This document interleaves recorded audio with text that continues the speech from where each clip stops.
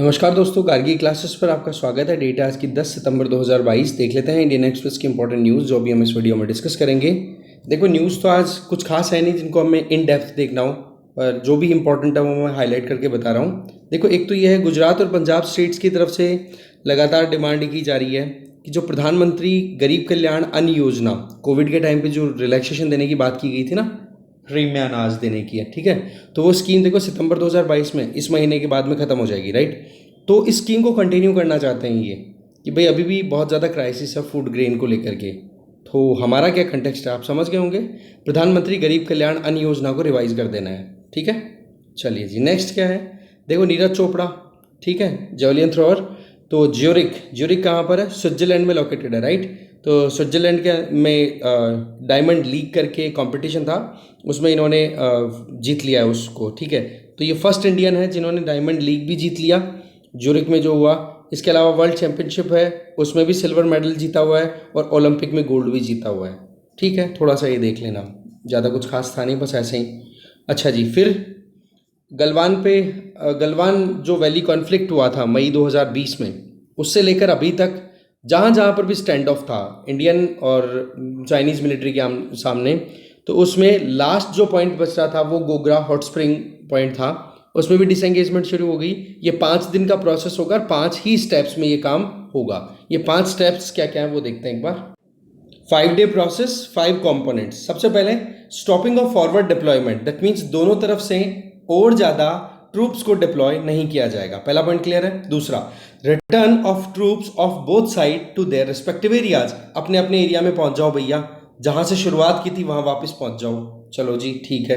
तीसरा, dismantling of all temporary structure and other allied infrastructure, जो कुछ भी तंबू ताने गए थे, छोटे मोटे इंफ्रास्ट्रक्चर डेवलप की गई थी पिछले 2-2.5 सालों में, उन सबको तोड़ दिया जाएगा। चलिए जी, तीसरा कदम हो गया। चौथा, इसके अलावा restoring landforms in the area, वो एग्जैक्टली वैसा ही लैंडफॉर्म बन जाएगा जैसा कि स्टैंड ऑफ से पहले था। मतलब वहां पर कोई इंफ्रास्ट्रक्चर डेवलप नहीं था, वो सारी चीजें अपनी तरफ से ये बात हो गई। और लास्ट आ गया stopping of forward deployment in phased coordinated और वेरीफाइड मैनर। मतलब आगे जो है किसी भी तरीके से, अभी करंट सिनेरियो ये है कि किसी भी तरीके से थोड़ा थोड़ा करके भी ट्रूप्स को डिप्लॉय नहीं किया जाएगा, आगे के लिए भी अश्योरेंस ले ली है। तो इस तरीके से ये 5 स्टेप्स हैं, इन 5 स्टेप्स को 5 दिन तक इंप्लीमेंट किया जाएगा, 5 दिन तक इंश्योर किया जाएगा। ओके, इसके आगे देखें। अब सवाल ये है कि ये इतना जल्दी तो क्या मतलब 16 राउंड्स की बातचीत हुई है, 16वें राउंड की बातचीत हुई तब जाके फाइनलाइज हुआ है, ठीक है। तो ये जो डिसएंगेजमेंट है ये कैसे हुआ? देखो, राजनाथ सिंह जी और हमारे external affair minister S Jaishankar ji 2+2 meeting के लिए जापान में निकले। एक तो ये प्रेशर। दूसरा, हमारे जो नेशनल सिक्योरिटी एडवाइजर है अजीत डोवाल जी, वो पूरी मॉनिटरिंग कर रहे थे कि कहाँ पर आर्म फोर्सेस क्या क्या बातचीत कर रही है। तीसरी चीज़ क्या आ रही है कि अभी संघाई कॉर्पोरेशन ऑर्गेनाइजेशन की मीटिंग होने वाली है उज्बेकिस्तान के समरकंड में। अब वहां पर प्राइम मिनिस्टर नरेंद्र मोदी तभी जाते जब ये डिसएंगेजमेंट हो जाती। अब ये डिसएंगेजमेंट हो रही है, इसका मतलब प्राइम मिनिस्टर नरेंद्र मोदी अब वहां पर विजिट में जाएंगे। पर पॉइंट यहां पर अभी भी आता है कि एक तो संघाई कॉर्पोरेशन ऑर्गेनाइजेशन की साइडलाइंस में चाइनीज प्रीमियर शी जिनपिंग और हमारे प्राइम मिनिस्टर नरेंद्र मोदी जी की मीटिंग होगी या नहीं, अभी तक इस पर कोई फाइनलाइजेशन नहीं हुआ। और अभी भी अगर हम देखें ये स्टैंड ऑफ से पहले की अगर परिस्थितियां देखें तो 2 ऐसे एरियाज हैं, एक तो देप्सांग प्लेन, एक है चारडिंग नाला।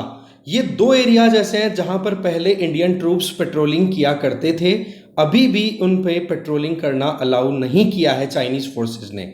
ये अभी भी इशू अटका हुआ है। बाकी जहां जहां पर भी फेस ऑफ हुआ था, जहां जहां पर भी आमने सामने आर्मीज आ गई थी, वहां वहां से तो फ्री करवा लिया गया है। चाइनीज ट्रूप्स भी पीछे हट गए, इंडियन ट्रूप्स भी पीछे हट गए। कौन कौन से एरियाज थे? पेंगोंग शो में पेट्रोलिंग, पेंगोंग शो हो गया, patrolling point 14, patrolling point 15, patrolling point 17A, इन सब में डिसएंगेजमेंट हो चुकी है। पर ये जरूर याद रखोगे कि अभी भी जहां पे हमेशा से पिछले सालों में हमारे जो ट्रूप्स पेट्रोलिंग किया करते थे देप्सांग प्लेन्स में और चारडिंग नाला वाले एरिया में, ये अभी भी चाइनीज फोर्सेस अलाउ नहीं कर रहे हैं। तो ये मुद्दा अभी भी फंसा हुआ है। ये देखने वाली बात है कब तक निकलता है। बाकी आमने सामने जो थी फोर्सेस वो हट गई हैं, ठीक है। आगे चलते हैं। फिर एक न्यूज़ देखो, ग्रीन रेवोल्यूशन से रिलेटेड है, ठीक है। ग्रीन रेवोल्यूशन को स्टार्ट करने में नॉर्मन बोरलॉग, इनका बहुत बड़ा कंट्रीब्यूशन था, पर साथ साथ में गुरदेव सिंह खुश, ये भी इंडिया की तरफ से भी पार्टिसिपेट कर रहे थे, ठीक है। इन्होंने भी जो राइस का जो नया जो एक कहते हैं ना ब्रीड जो बनाई थी, जो एक ब्रीड तैयार की थी जिसका बहुत बड़ा कंट्रीब्यूशन था राइस प्रोडक्शन को इंक्रीज करने में। अब सीधा हमारा टू द पॉइंट बात क्या है कि राइस की कौन कौन सी ब्रीड का मतलब वेराइटी, सॉरी ठीक है, ब्रीड का मतलब अलग चीज़ हो जाती है थोड़ा। हाँ, तो वेराइटी जो है IR36 और IR64, ये वेराइटीज़ ऐसी वेराइटीज़ थी चावल की जो कि इससे पहले कहीं पर भी इतना ज़्यादा प्रोडक्शन नहीं हुआ होगा, ठीक है ना। तो कुल मिलाकर के अगर देखा जाए तो इस तरीके की जो ब्रीड है या फिर ये वैरायटी है, ये डेवलप होना अभी तक तो पॉसिबल हुआ नहीं है जो कि इतना ज़्यादा हाई स्केल पे प्रोडक्शन करे। बेसिकली ये जो IR36 और IR64 वैरायटी के जो चावल थे ना, ये कहाँ पे तैयार किए गए थे? International Rice Research Institute IRRI Los Banos, कहाँ पे है ये? फिलीपींस में, ठीक है। और यहाँ से फिर बाद में सप्लाई हुई थी। वैसे आपको ध्यान होना चाहिए वीट और राइस दो पे फोकस किया गया था और आज भी हम इसी पे फोकस करते हैं ज़्यादा। तभी तो आता है ना कि फार्मर्स की इनकम को डाइवर्सिफाई करने के लिए चावल और गेहूं से भी हमें थोड़ा सा डिफरेंट प्लेटफॉर्म्स पे जाने की ज़रूरत है। तो वीट तो हमने मंगवाए थे कहाँ से? वीट की जो वेराइटी थी, ठीक है, ग्रीन रेवोल्यूशन के टाइम पे, वो तो मंगवाई थी हमने मैक्सिको से। और राइस कहाँ से मंगवाया था? फिलीपींस से। तो राइस वाला जो कॉन्सेप्ट है उसके ऊपर ये पॉइंट था छोटा सा। ओके, आगे चलते हैं। अच्छा, नॉर्मन बोरलॉग को बोला ही जाता है, ठीक है, father of the green revolution. कुल मिलाकर के देखा जाए तो वीट का अगर देखा जाए तो वीट में जो रोल नॉर्मन बोरलॉग ने प्ले किया था, एग्जैक्टली वैसा ही रोल गुरदेव सिंह खुश ने रोल प्ले किया था चावल की इन वेराइटीज़ को डेवलप करने में। पॉइंट ये भी एक और ऐड कर लेना आप, ठीक है। बाकी और इतना कुछ खास है नहीं। फिर देखो, राजस्थान गवर्नमेंट के द्वारा एक स्कीम चलाई गई है नरेगा की तर्ज पे ही शहरों के लिए, ठीक है। नाम है इंदिरा गांधी शहरी रोजगार योजना। इसमें आप देखो नरेगा स्कीम 2005 के लगभग स्टार्ट हुई थी, ठीक है। और उसी लाइन, ये तो गांवों के लिए थी, अब शहरों के लिए भी इंदिरा गांधी शहरी रोजगार योजना स्टार्ट कर दी गई है, ठीक है। इसमें देखो जयपुर में एक बावड़ी है, बावड़ी का नाम है खानियों की बावड़ी, ठीक है। स्टेप वेल्स होती हैं, कुएं होते हैं जिनमें स्टेयर्स बनी रहती है, आराम से नीचे तक जा सकते हैं स्टेयर केसेस के थ्रू। खैर, स्टेप वेल बोल दिया, ठीक है। बावड़ी का मतलब ये होता है, ओके। और दूसरी तरफ अगर देखा जाए तो इसको इम्प्लीमेंट कौन करेगा? इस स्कीम को इम्प्लीमेंट कर रहा है वहाँ का मतलब राजस्थान का लोकल सेल्फ गवर्नमेंट डिपार्टमेंट जो है वो, ठीक है। अच्छा, इसमें एलिजिबिलिटी 18 से 60 साल के जो भी इंडिविजुअल्स हैं वो एलिजिबल है इस स्कीम में। इसके अलावा देखा जाए रजिस्ट्रेशन का तरीका, जन आधार कार्ड और साथ में रजिस्ट्रेशन स्लिप है वो ली जा सकती है। यहाँ पर जो कॉमन सर्विस सेंटर्स ऑपरेट करते हैं राजस्थान में उनको ई मित्र बोला जाता है, ठीक है। तो ई मित्र से वो स्लिप ले सकते हैं, रजिस्ट्रेशन करा सकते हैं। 800 करोड़ रुपए तक की लागत है और ये बजट में अनाउंस कर दिया गया था। तो नरेगा ने जिस तरीके से कोविड के टाइम पे क्राइसिस में हेल्प की थी, एग्जैक्टली वैसी ही हेल्प देने के लिए ये प्रोग्राम स्टार्ट किया गया है। तो ये यूपीए गवर्नमेंट के टाइम पे नरेगा स्टार्ट हुआ था, ठीक है। और बोला हम कांग्रेस की सरकार के टाइम पे ये स्कीम लॉन्च कर रहे हैं। तो ये पॉइंट थोड़ा सा ध्यान रख लेना, इंदिरा गांधी शहरी रोजगार योजना ये पहली है देश की, या अगर कोई और दूसरे स्टेट में कोई ऐसी स्कीम चल रही हो प्लीज़ कमेंट बॉक्स में बता देना मुझे। नेक्स्ट है, देखो गवर्नमेंट ने अपनी तरफ से ब्रोकन राइस पे बैन लगा दिया है एक्सपोर्ट पे। होता क्या है कि ब्रोकन राइस जो टूटी हुई जो किणक होती है ना, किणक जिसको बोलते हैं, चावल टूटा हुआ होता है, उसका यूज़ हमारे यहाँ पर बहुत सारी चीज़ों में होता है। एक तो food security point of view से देख ही सकते हो, दूसरी चीज़ जैसे बायोफ्यूल जो प्रोड्यूस किए जाते हैं उनमें भी इनका यूज़ होता है। कुल मिलाकर के अगर हम फाइनेंशियल ईयर 2019 की बात करें और फाइनेंशियल 2022 की बात करें तो दोनों में कंपैरिजन देखा जाए तो बहुत हद तक एक्सपोर्ट राइज हुआ है। जैसे एक सिंपल से यहाँ पर डेटा देखो आप कि अप्रैल से अगस्त 2022 के टाइम में कितना ये जो ब्रोकन राइस एक्सपोर्ट किया इंडिया ने, 21.31 लाख मैट्रिक टन्स, ओके। जो कि 2019 में इसी पीरियड में कितना एक्सपोर्ट किया? 0.51 लाख मैट्रिक टन्स। अब आप कंपैरिजन कर लो, 42 गुना ज़्यादा एक्सपोर्ट बढ़ गया है। अब इसके पीछे कारण क्या है? एक तो चाइना बहुत ज़्यादा इंपोर्ट करने लग गया हमसे। चाइना जितना चावल इंपोर्ट करता है ना, उसका मतलब इंडिया से जितना चावल इंपोर्ट करता है चाइना, उसका 97% तो ये ब्रोकन राइस ही था, ठीक है। अब हमारे यहाँ पर ऑलरेडी शॉर्टेज चल रही है, इस वजह से गवर्नमेंट ऑफ इंडिया ने बैन लगा दिया, ठीक है जी। तो आप देख सकते हो डेटा शो कर रहा है कि चाइना जो है वो 15.85 lakh metric ton broken rice जो है वो परचेज कर चुका है 2021-22 के फाइनेंशियल ईयर की बात करें तो, ठीक है ना। और ये यहाँ पर देख सकते हो कि ब्रोकन राइस जो है, वैसे देखा जाए तो आपको ये तो पता है ही कि इंडिया सबसे बड़ा एक्सपोर्टर है राइस की अगर हम बात करें तो, ठीक है ना। और कितना एक्सपोर्ट करता है, जो राइस एक्सपोर्ट जो है वो हमारा लगभग कितना राइस जो है ब्रोकन राइस का 22.78% अगस्त अप्रैल महीने 2022 की अगर बात करें तो ओवरऑल, राइट। और इसमें देखा जाए तो 1.34% जो है वो 2019 के कंपैरिजन में देखा जाए, मतलब कि 2019 का जो फाइनेंशियल ईयर था उसमें ब्रोकन राइस के एक्सपोर्ट में ग्रोथ कितनी थी 1.34%, जो कि इस 3 साल बाद में 2022 में कितनी पहुंच चुकी है 22.78%, जो कि बहुत ज़्यादा है। और सबसे मेन जो बड़ा परचेजर है वो कौन है, चाइना। क्यों हमने रोका, देखो एक तो क्या है, पोल्ट्री फार्म में ज़रूरत पड़ती है मुर्गियों को खिलाने के लिए, उसके लिए शॉर्टेज, इसके अलावा एथेनॉल की शॉर्टेज है, और वो फूड सिक्योरिटी वाला मुद्दा तो आ ही गया। ठीक है जी, आगे चलते हैं। इसके आगे सुप्रीम कोर्ट ने अपनी तरफ से बोल दिया कि 11 अक्टूबर को सुनवाई स्टार्ट हो जाएगी। किस चीज़ के लिए, वर्शिप एक्ट है उस एक्ट को रिव्यू करने के लिए। 1991 का एक्ट है, नाम है places of worship act of 1991। अब इसको देखा जाएगा कॉन्स्टिट्यूशन के हिसाब से कि ये वैलिड है या नहीं। ठीक है, इसमें क्या प्रोविजन है कि इंडिपेंडेंस के टाइम पे इस एक्ट में क्या प्रोविजन किया गया था 1991 में, कि इंडिपेंडेंस के टाइम पर जो भी स्टेटस था किसी भी वर्शिप प्लेस का वो एज इट इज मेंटेन रखा जाएगा रिलीजियस प्लेसेस का। ठीक है, तो उसको लेकर के मुद्दा क्या हाईलाइट होता है कि कुछ ऐसी रिलीजियस प्लेसेस थी जिनको मुगल पीरियड के टाइम पे तुड़वा करके या फिर उससे पहले मुस्लिम रिजीम के टाइम पे तुड़वा करके और नए कंस्ट्रक्शन करा दिए गए थे। तो इस चीज़ को यहाँ पर रिव्यू में डाला जा रहा है। अब कॉन्स्टिट्यूशन के हिसाब से रिव्यू किया जाएगा कि जी जो प्लेसेस ऑफ वर्शिप है उनको चेंज किया जा सकता है या नहीं, मतलब जो पहले स्टेटस था उसमें, या फिर जो इंडिपेंडेंस के टाइम पे जो स्टेटस था वही कंटिन्यू रहेगा, तो वो रिव्यू किया जाएगा। तो पिटिशनर ने साफ साफ क्या पिटिशन डाली है कि कॉन्स्टिट्यूशन में जुडिशियल रिव्यू का हमारे यहाँ पर प्रोविजन है।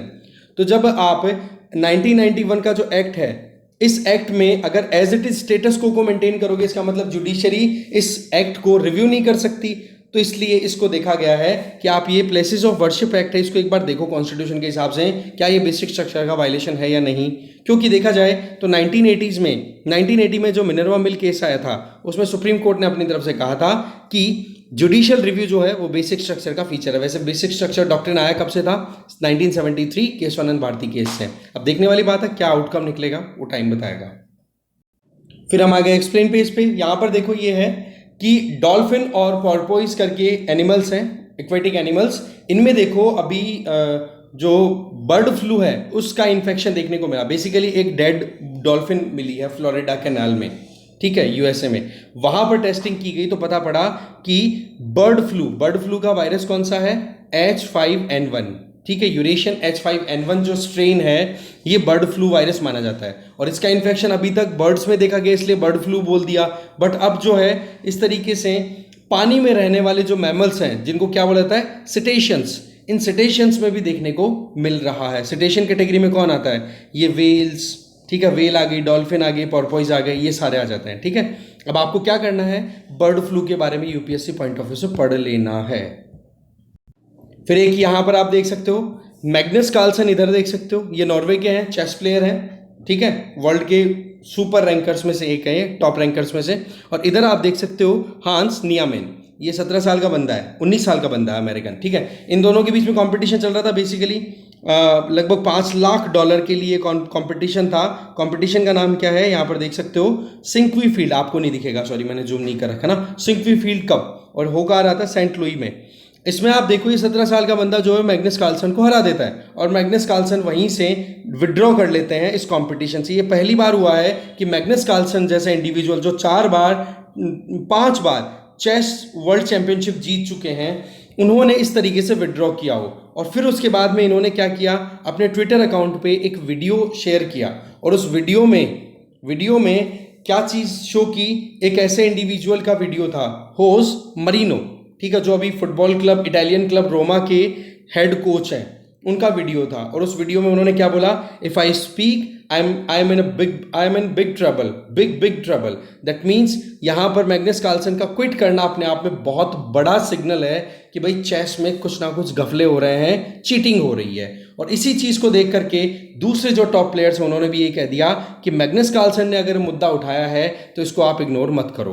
अब चीटिंग करने के तरीके क्या क्या होते हैं, बहुत सारे तरीके हैं। सबसे पहला तरीका तो ये होता है कि कोई 2 मेंबर्स खेल रहे हैं, फैमिली मेंबर सपोर्ट कर दे दूर से सिग्नल कर करके, इशारे कर करके, ठीक है। एक तो ये तरीका। दूसरा, माइक्रो कैमराज यूज करके और फिर बाद में कान में हल्के से माइन्यूट स्केल के ईयरफोन्स लगा करके और फिर बाद में उससे चीटिंग करवा लेते हैं। तीसरा तरीका ये हो जाता है इसमें कि बाथरूम ब्रेक्स, बार बार बाथरूम में जाना।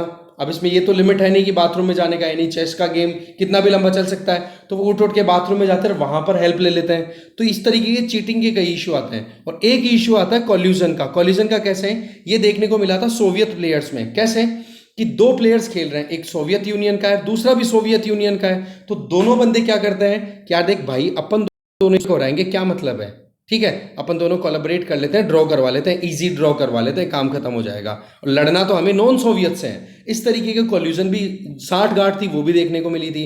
ये चीटिंग के तरीके हैं। ऑनलाइन गेमिंग में आपको पता है लोग जो है साइड में विंडो दूसरी खोल लेते हैं, बड़े हैवी सॉफ्टवेयर्स का यूज करके ऑनलाइन चीटिंग भी कर लेते हैं। तो इन चीटिंग्स को तो कंट्रोल करने के लिए देखो स्क्रीन शेयर का यूज किया जाता है ऑनलाइन में। पर सवाल यह है कि ये जो अभी मैग्नस कार्लसन ने जो इशू उठाया है, इसमें किस तरीके की चीटिंग है ये अभी फाइनलाइज नहीं हो पाई है। बाकी ये जो बंदा है ना दूसरा अमेरिकन, हाँ ये हंस नियामेन, इससे जब पूछा गया तो इसने बोला कि मैंने कोई चीटिंग नहीं की। पर इसकी बातों में एक चीज निकल के आई है कि जब ये 12 साल का था ना तब इसने चीटिंग की थी एक 16 साल के बंदे के साथ में।